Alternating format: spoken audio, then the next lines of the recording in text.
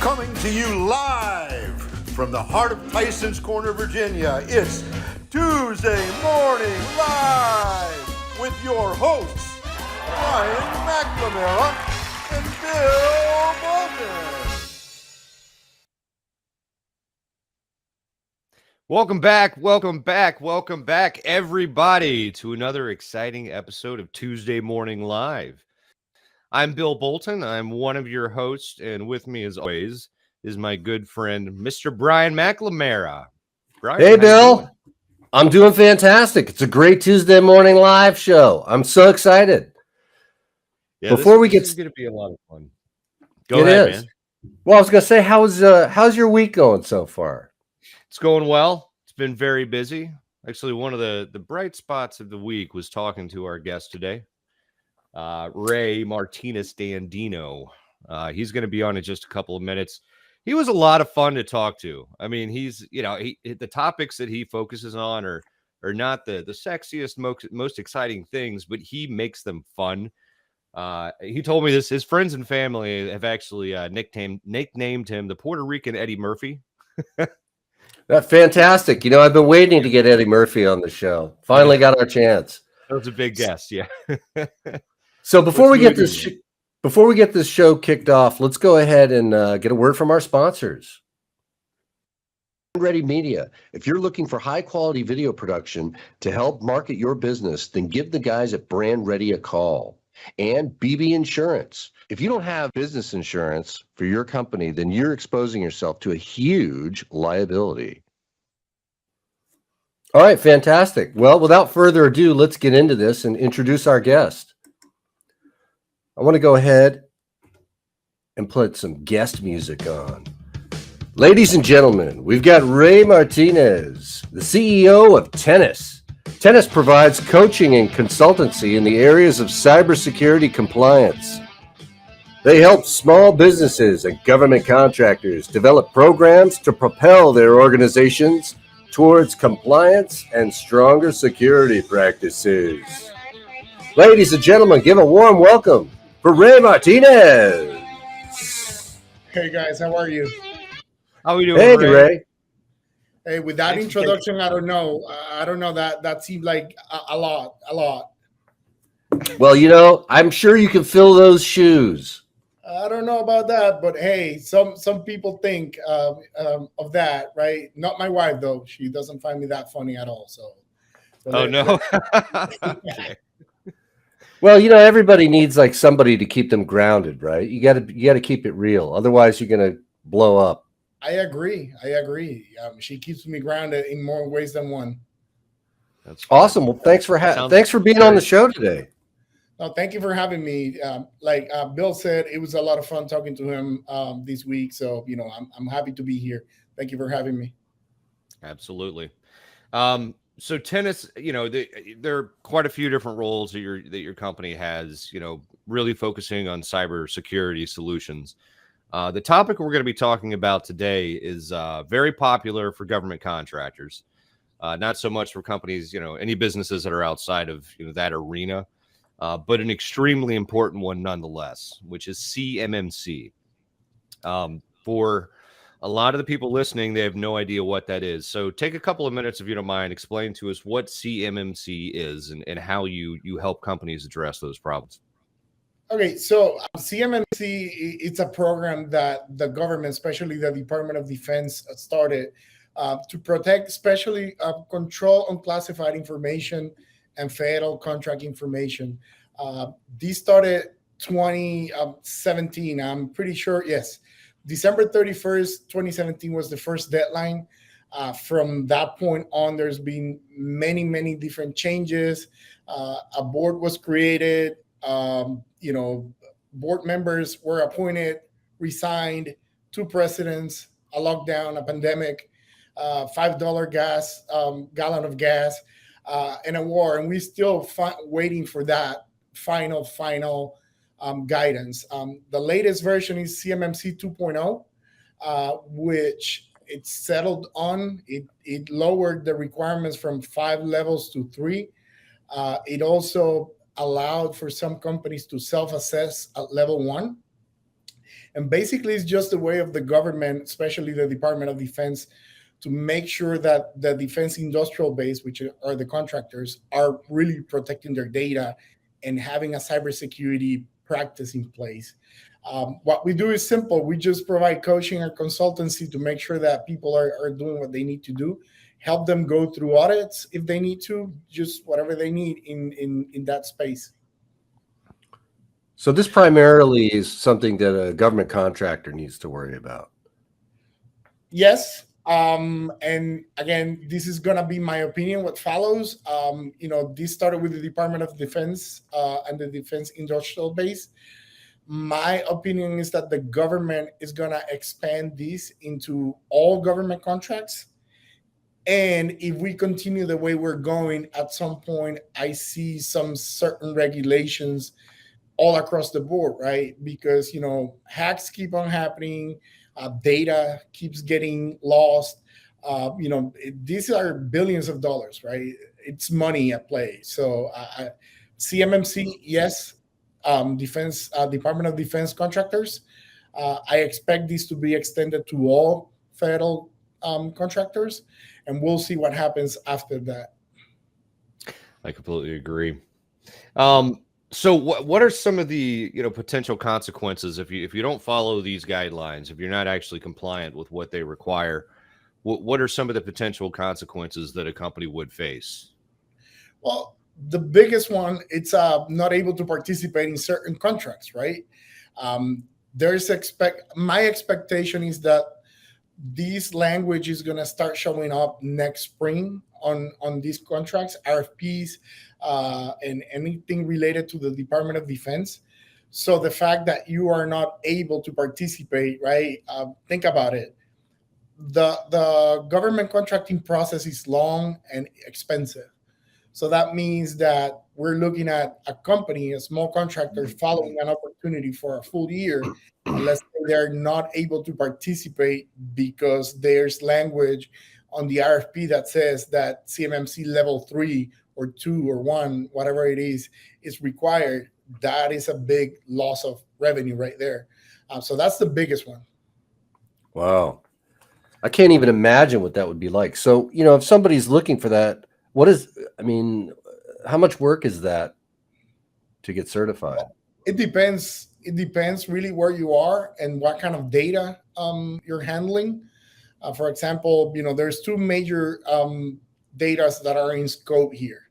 We're talking about the CUI, which is the Control Unclassified Information, or the FCI, which is the Federal Contract Information, right? So if you have federal contract, only federal contract data, most likely you're going to be at the level 1, which allows for self-assessment, which, yes, it requires effort, but you are not going to go through an audit, right?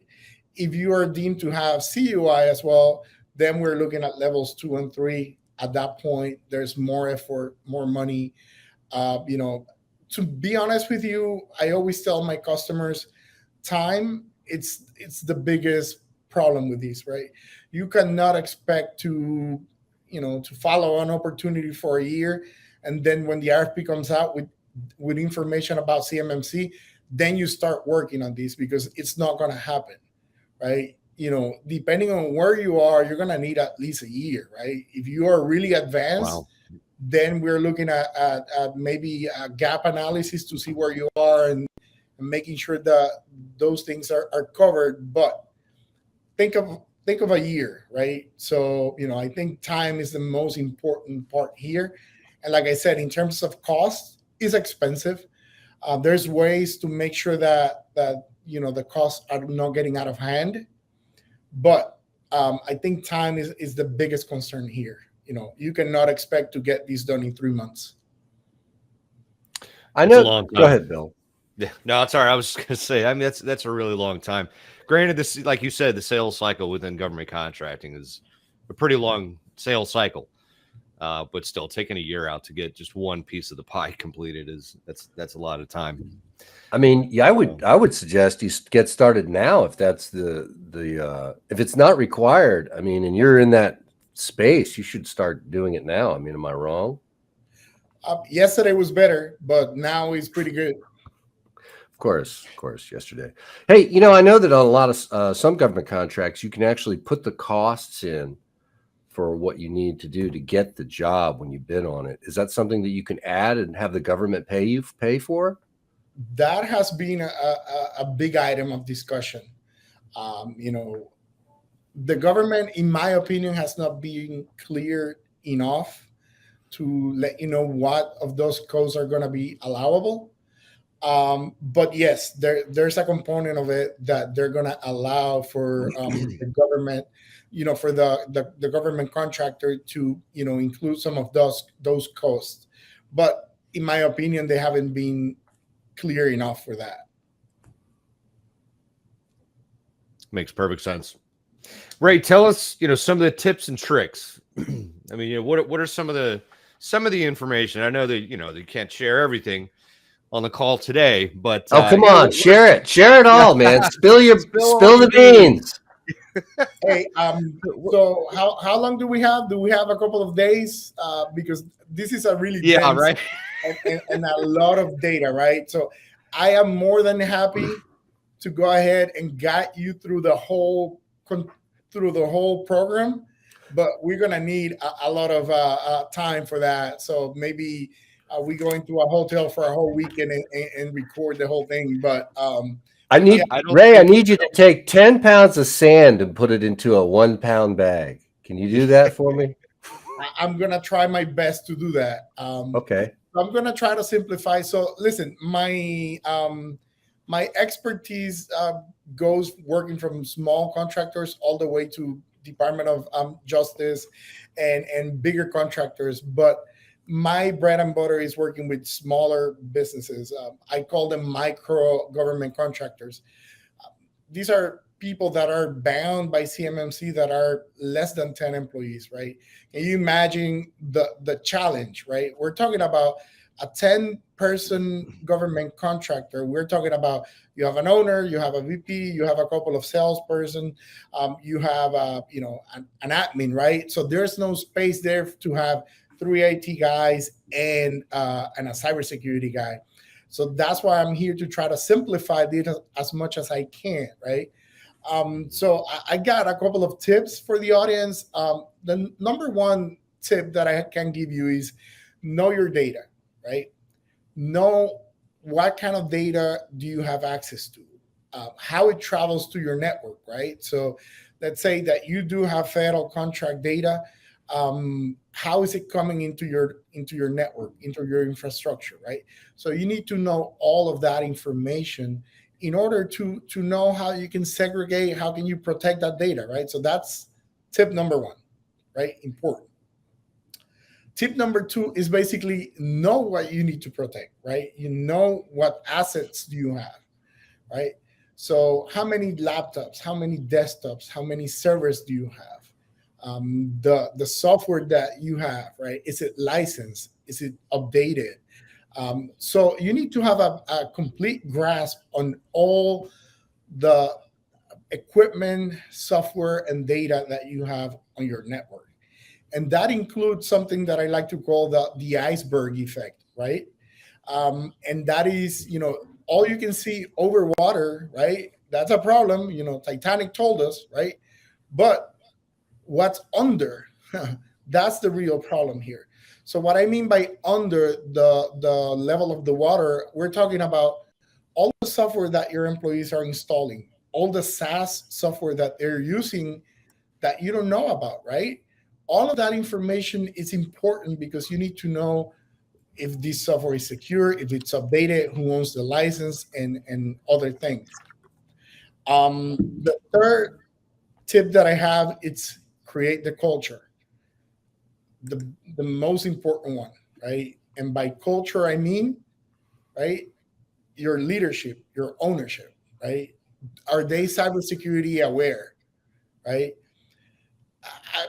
It's not like I saw Titanic last night, but I'm going to give you another analogy about a cruise ship. Let's say you guys decide to take the family up for a cruise and you guys haven't been out in 3 years. You decide to go out, and as soon as you embark, you realize and you get to know that the captain has no idea what he's doing. Only the band Only the band, only the band knows how to navigate, right? Yeah. So how are you gonna feel about that, right? And then not only that, and this is the most important piece, how is the band gonna feel about that, right? They're gonna be pissed at the fact that they're the ones playing the same old songs in every corner of the ship while the captain is there not knowing what he's doing, right? So the culture needs to be established from the top down. No question about it. If you don't know what you're doing, that's going to reflect on your operations. So my advice is start your culture of cybersecurity awareness. Get your C-suite level, your C-level suite, get ready, learn, train, and then from that point on, once you understand that your culture is one of protecting data, then you can create policies and procedures that trickle down into your employees. Remember back in the day when people would say, hey, the customer is always right, or we have a customer excellence, um, you know, customer excellence culture. These days, we cannot risk it. Yes, you can keep all the culture you want, but cybersecurity awareness, so important. It's just required in today's environment. It's great advice. That's one of the things that I talk about all the time as training employees. People don't realize that it's and in a lot of cases it's actually the C-suite guys or gals, the people running the company that are actually causing data to be compromised because they're not paying attention. They're not part You of mean that the guy? You mean the guy who says, "I know, do what I say, not what I do." You mean that guy? Yeah. So think about it, right? Let's put a different hat. The hacker, right? They need to find a way of impersonating CEOs and CFOs because that's where the money is, right? That's how they can kind of spoof an email and send it to accounts payable and say, hey, I need 50 gift cards sent my way urgent. I'm stuck and I need 50 gift cards, right? So the C-level executives are the ones that are going to be the main target, right? So it's a combination of lower level employees and those at ownership or CEOs, right? Because they want to make that connection in which they can take whoever is just sleepy at the job, not enough coffee, to get an email from that CEO, right? So definitely important that the CEOs are trained because they are going to be the target. By far, the biggest target they have are CEOs, CFOs, purchasing, accounts receivable, accounts payable. How do you train a CEO? How do you tell a CEO who's all knowing and they know the right answer? How do you get a CEO to open up their mind to something that they don't know? Well, I think it's about you know what? I've been surprised about how receptive some of the CEOs that I work with are. I think that the media is doing a great job of scaring them, right, into leaving egos behind. Because I've been told many, many times, hey, I'm not technical. I need to learn. How can we do it? How can we do this? So there's a lot of CEOs that are receptive to change because of all the news out there about cybersecurity hacks and all the scary stories that they've seen out there. It's a real good point. I'm part of that group as well. This stuff it's very scary. It is. It's Boo! Yeah. Very, very scary. I need to get some more scary sound effects. Sorry. Yeah. Imagine losing the business that you've been working for 5, 6, 10 years because of a password 123, or somebody that got an email saying that they just won the lottery and they wanted to click this link to claim their prize, right? Over that simple that when you're not in the heat of the battle, you really think about it being stupid, right? Those things happens because when you're handling 20 other emails, right, and 20 other tasks, and wearing so many hats in a small business, things like that can happen if you are not prepared, if you're not trained to understand, hey, I need to check this email before I just blindly respond to it. Good. Are Good. there any Go other? ahead. Sorry, man. Are there any other pitfalls? I mean, outside of maybe not creating the company culture, and I guess the human element of everything here. I mean, are there any other real common pitfalls that people aren't taking care of specific to compliance with CMMC? I wanted to mention one that I was surprised. I saw a lot of these while we been doing gap analysis and things like that, and that would be another good tip, right? Um, get a gap analysis done. You'll understand where you are, and that way you can create a plan of where you're going. But a pitfall that I've seen is that a lot of people out there are just taking policies and procedures that are either being sold as templates or they got from past employers, and they're using those as their own. That is a big, big mistake. I think you need to have tailored, policies and procedures because, have you seen the times that I've received a policy and a procedure for a 10-employee company that's talking about really expensive tools that they're going to implement, or they're talking about 500 endpoints. In essence, make sure that once you're doing policies and procedures, they're tailored, they're made for you. I understand that it's expensive to create them from scratch, but make sure that if you're going to buy a template or you're going to get a template, you have an expert with you coaching you in tailoring those for your company.